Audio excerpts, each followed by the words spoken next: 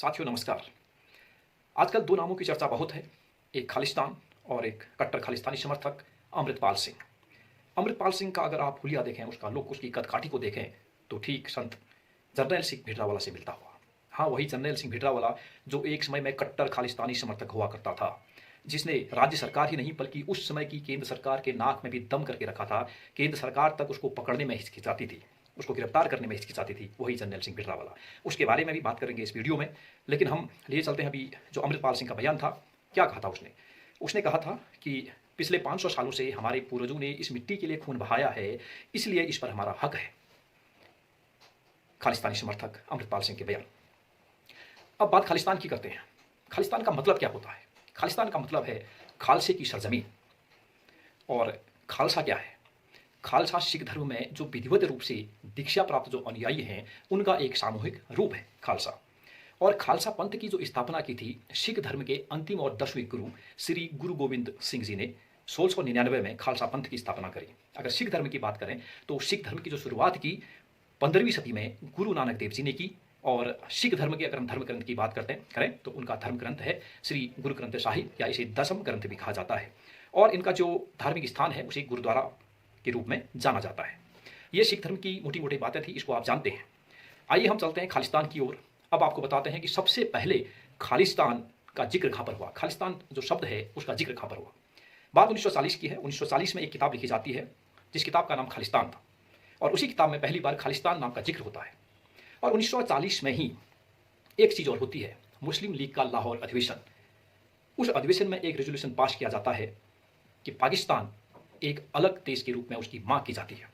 अब देखिए, मुस्लिम लीग मुस्लिमों के लिए पाकिस्तान की मांग कर रही है। एक तरफ पाकिस्तान होगा, एक तरफ हिंदुस्तान। तो ऐसे में सिखों ने भी सोचना शुरू कर दिया कि सिखों के लिए भी क्यों न एक सिख राष्ट्र हो, या सिखिस्तान हो, या एक अलग राष्ट्र के रूप में वो भी सोचने लगे। तो यहाँ से शुरुआत होती है। हालांकि सिखों के हितों के लिए एक दल 1920 में बनाया गया था, जिस दल का नाम अकाली दल था। बाद में इसने पंजाबी सूबा नाम से एक आंदोलन भी चलाया। अब हम बात 1947 की करते हैं।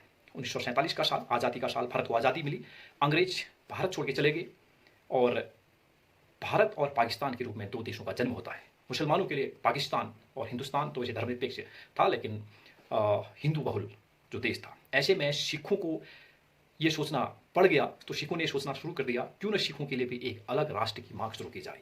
तो यहाँ से एक अलग राष्ट्र की मांग शुरू होती है। और इससे पहले अगर सिख साम्राज्य को देखें तो पंजाबी सूबे और उसके जो क्षेत्र हैं, सिख साम्राज्य हुआ करता था आज़ादी से पहले। अंग्रेजों के साथ उसकी मुठभेड़ होती रही। बाद में ये जो सिख साम्राज्य था अंग्रेजों के अधीन आ गया, और जो सिख साम्राज्य था इसकी राजधानी लाहौर हुआ करती थी। जब अंग्रेजों के अधीन ये आया तो इसका नाम पंजाब प्रोविंसेस का रखा गया। 1947 के बाद पंजाब सूबा हालांकि दोनों देशों में बटा हुआ था, पाकिस्तान में भी और हिंदुस्तान में भी। जब बंटवारा हुआ तो पंजाब का भी बंटवारा हुआ। जो पश्चिम का जो पंजाबी सूबा जो था, पश्चिम का जो इलाका था वो पाकिस्तान में चला गया, और एक हिंदुस्तानी राज्य बन गया जो पूरब की तरफ को था, पंजाब। और पंजाब में उसमें माइग्रेट होकर के जो सिख थे, जो पाकिस्तान में चला गया, उस हिस्से से सिख भी भारत वाले पंजाब में आए और वहाँ बस गए। तो ये मांग अब उठने लगी। भारत की आज़ादी के ये बाद भी ये मांग रुकी नहीं, और आज़ादी के बाद इस मांग का जो समर्थन किया जो प्रवासी सिख थे, अलग अलग देशों में बसे हुए जो सिख थे, उनका वित्तीय समर्थन मिलता रहा, उनका राजनीतिक समर्थन मिलता रहा, और पाकिस्तान की जो खुफिया एजेंसी है ISI, उसके सहयोग से ये खालिस्तानी आंदोलन फलता और फूलता रहा। अब मैं ये आपको बताता हूँ, जो खालिस्तान वाले अपना दावा करते हैं जिन जिन क्षेत्रों में, वो कौन कौन से क्षेत्र हैं। अगर आप उनके दावों को देखेंगे तो उस दावे में उनका पंजाब, हरियाणा, चंडीगढ़, दिल्ली, हिमाचल प्रदेश, उत्तर प्रदेश, राजस्थान के ये इलाके हैं जिसमें ये अपना दावा पेश करते हैं। खालिस्तान जब एक नया देश बनेगा तो ये देश इस देश में ये नए क्षेत्र आएंगे। ये खालिस्तान के दावे हैं इन क्षेत्रों के। अब हम थोड़ा आगे को चलते हैं, तो सबसे पहले हम बात करते हैं कि खालिस्तान की मांग, सबसे पहले खालिस्तान की घोषणा, जो देश की घोषणा हुई, तो वो कहाँ पर हुई उसकी हम बात करेंगे। लेकिन उससे पहले थोड़ा सा मैं 1953 में आपको लिए चलता हूँ। 1953 में भी एक घटना घटी या एक चीज़ हुई। 1953 में पहली बार भाषा के आधार पर एक अलग राज्य बनाया गया, आंध्र प्रदेश। और इसके बाद ही भाषाई आधार पर राज्य बनाने की मांगें उठने लगी, और पंजाब में भी ये मांग उठने लगी कि पंजाबी बोलने वालों के लिए पंजाब बना दिया जाए और हिंदी बोलने वालों के लिए हरियाणा बना दिया जाए।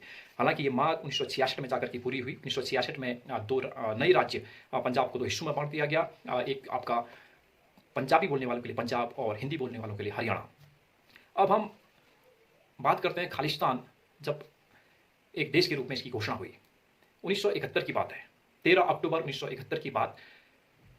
अमेरिका का एक अखबार है, उसमें एक विज्ञापन छपता है और उसमें घोषणा होती है कि खालिस्तान एक नए देश के रूप में इस प्रकार की उसमें घोषणा की जाती है। और ये विज्ञापन छपाने वाला शख्स कौन था? उसका नाम था जगजीत सिंह चौहान। जगजीत सिंह चौहान पहले पंजाब विधानसभा में डिप्टी स्पीकर रहा था। जब चुनाव हार गया तो ब्रिटेन चला गया और वहीं उसने अपनी मुहिम शुरू करी। और ब्रिटेन में ही नहीं बल्कि जो अमेरिका, कनाडा, ऑस्ट्रेलिया या ब्रिटेन में बसे हुए जो सिख हैं उसमें खालिस्तान नए देश के रूप में बनाने के रूप में एक उसने मुहिम शुरू करी। और बाद में 1971 में ही जब भारत और पाकिस्तान का युद्ध हुआ और भारत उस युद्ध में जीता, पाकिस्तान उस युद्ध को हारने के बाद जो वहाँ के प्रधानमंत्री थे उसमें के जुल्फिकार अली भुट्टो, उन्होंने जगजीत सिंह चौहान से मुलाकात की और जगजीत सिंह चौहान को ये आश्वासन दिया कि खालिस्तान बनाने में हम आपकी मदद करेंगे और खालिस्तान की राजधानी पाकिस्तान के ननकाना साहिब में होगी। तो ये आश्वासन उनके द्वारा दिया गया। और इसी बीच में 1972 में ज्ञानी जैल सिंह को मुख्यमंत्री बना दिया गया और पंजाब का, और अकालियों के काट के रूप में इसको कांग्रेस ने पेश किया ज्ञानी जैल सिंह को। लेकिन बात करते हैं कि भारत सरकार ने सबसे पहले कहाँ पर यह माना कि जो खालिस्तान की मांग है एक अलग राष्ट्र के रूप में मांग हुई। मतलब भारत सरकार ने कहाँ पर माना, वो असली प्रस्ताव कौन सा था उसकी हम बात करते हैं। अब बात 1973 में आते हैं। 1973 की बात है। आनंदपुर साहिब में एक प्रस्ताव पास होता है। आनंदपुर साहिब प्रस्ताव इसे कहा जाता है। इस प्रस्ताव में क्या था? इस प्रस्ताव में ये था कि जो पंजाब है उसमें उसकी स्वायत्तता की मांग करी गई थी और जो पंजाब राज्य है उसमें सिख कौम के वर्चस्व या उसके बोलबाले की बात करी गई थी। और यह भी बात करी गई थी जो केंद्र और राज्य के संबंध हैं उनको पुनः परिभाषित किया जाए। और यह भी बात करी गई थी केंद्र के पास सिर्फ विदेश नीति, रक्षा, मुद्रा और संचार जैसी चीजें रहे, बाकी सारी पावर राज्य के पास चली जाए। अब ऐसे में देखिए, सिख वर्चस्व या सिख बोलबाले की बात की जा रही है और भारत धर्मनिरपेक्ष देश है। ऐसे में भारत सरकार की ओर से भी प्रतिक्रिया आई। इंदिरा गांधी उस समय प्रधानमंत्री थी, तो उन्होंने इस मांग को स्वीकार नहीं किया। एक अलग देश के, अलग राष्ट्र के रूप में इस मांग को देखा जाने लगा कि भारत से टूट करके एक अलग राष्ट्र खालिस्तान बनाने की रूप में पहली बार भारत सरकार ने इसको माना, इसको अलग रूप में देखा गया। अब मामला चलता रहा, अकालियों की ये मांग थी। अब बात 1977 की है। 1977 में अकालियों की सरकार आती है और 1977 में ही जगजीत सिंह चौहान भी भारत आता है और जगजीत सिंह चौहान की मुलाकात जनरल सिंह भिंडरावाले से होती है। और जनरल सिंह भिंडरावाला उस समय दमदमी टकसाल का प्रमुख हुआ करता था। उसका बोलबाला बढ़ता जा रहा था, उसका वर्चस्व बढ़ता जा रहा था। एक अक्खड़ स्वभाव का व्यक्ति था, एक निडर व्यक्ति था संत जनरल सिंह भिंडरावाला। और भारत से लौटने के बाद, मैं जगजीत सिंह चौहान की बात कर रहा हूँ, जब भारत से लौट के वो ब्रिटेन में गया तो उस समय उसने ब्रिटेन में खालिस्तान नेशनल काउंसिल की स्थापना की और ब्रिटेन में जाकर के एक नए देश का ऐलान कर दिया और उसने बाकायदा डाक टिकट भी जारी किए और खालिस्तानी डॉलर भी जारी किया। अब भारत में संत जनरल सिंह भिंडरावाला, वो भी खालिस्तान का समर्थक, कट्टर समर्थक के रूप में जाना जाता था, उसका बोलबाला बढ़ रहा था। 1977 में जब अकालियों की सरकार आई तो उस समय पर एक घटना घटती है। जो निरंकारी लोग थे, निरंकारी जो सिख थे, उनके प्रमुख गुरुवचन सिंह जी थे, एक जुलूस निकाला गया और बाकायदा सरकार ने इसकी परमिशन दी और यह जानते हुए भी परमिशन दी कि जो परंपरागत सिख हैं वो इसका विरोध करेंगे, जिनमें भिंडरावाले जी भी शामिल थे। और हुआ भी यही, इसका विरोध हुआ। एक तरफ निरंकारी और एक तरफ जो परंपरागत सिख हैं भिंडरावाला के नेतृत्व में विरोध। और विरोध ही नहीं हुआ, हिंसक झड़पें हुई, इसमें लोग मारे गए, हिंसा हुई। इसमें गुरुवचन सिंह को गिरफ्तार किया गया। हालांकि बाद में गुरुवचन सिंह को छोड़ दिया गया और इससे संत भिंडरावाला बहुत खपा हुआ, बहुत गुस्से में था और कांग्रेस इस मौके को भुनाना चाहती थी। कांग्रेस को चाहिए था कि अकालियों की काट करने वाला कोई हो, तो इसके लिए संत भिंडरावाला एक बहुत ही बेहतरीन ऑप्शन था कांग्रेस के लिए। बाकायदा कांग्रेस ने 2 लोगों का इंटरव्यू भी लिया, संजय गांधी ने इंटरव्यू लिया, 2 लोगों को बुलाया गया। तो जिसमें से भिटरावाले का जो अक्खड़ स्वभाव है, जो उसका बेबाकीपन है, जो उसकी निडरता है, वो बहुत ज़्यादा पसंद आई। और 1980 में 1980 में कांग्रेस सत्ता में आई। इस कांग्रेस में सत्ता में आने के लिए जो भिटरावाला था उसने उम्मीदवारों का प्रचार भी किया। और इसके बाद गुरबचन सिंह की हत्या हो जाती है और उसका आरोप आता है भिटरावाले पर। उसके पश्चात एक हत्या और होती है पत्रकार लाला जगत नारायण की, और उसका आरोप भी आता है भिटरावाले पर। इतना ही नहीं, इसके बाद में एक हत्या और होती है जो गुरुद्वारे पर मत्था टेकने के लिए गए हुए थे DIG AS अटवाल, उसकी हत्या भी हो जाती है और आरोप भिटरावाले पर आता है। और भिटरावाले के जो अनुयायी था उसी ने गोली मार करके उनकी हत्या की थी। हत्या तो कर दी, लेकिन पुलिस वालों में इतनी हिम्मत नहीं थी कि उसकी लाश को वहां से उठा सकें। भिटरावाले का इतना खौफ था, बाद में जो मुख्यमंत्री दरबारा सिंह थे उन्होंने रिक्वेस्ट करनी पड़ी कि साहब हमें लाश तो ले जाने दो, तो उसके बाद लाश को वहां से उठाया गया। इतना खौफ था भिटरावाले का।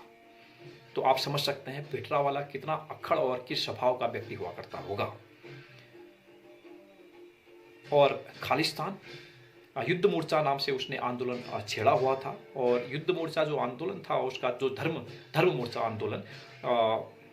मोर्चा जो आंदोलन छेड़ा हुआ था भिटरावाले ने, ये उसी आनंदपुर साहिब प्रस्ताव के रेजोल्यूशन को एग्जीक्यूट कराने के लिए आंदोलन था।